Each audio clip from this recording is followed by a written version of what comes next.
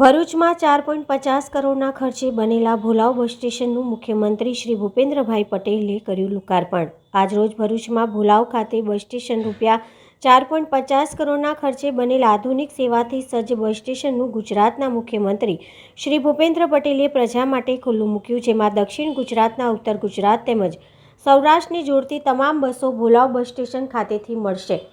ભરૂચની જનતાએ હવે જાડેશ્વર ચોકડીથી નર્મદા ચોકડી જવું નહીં પડે।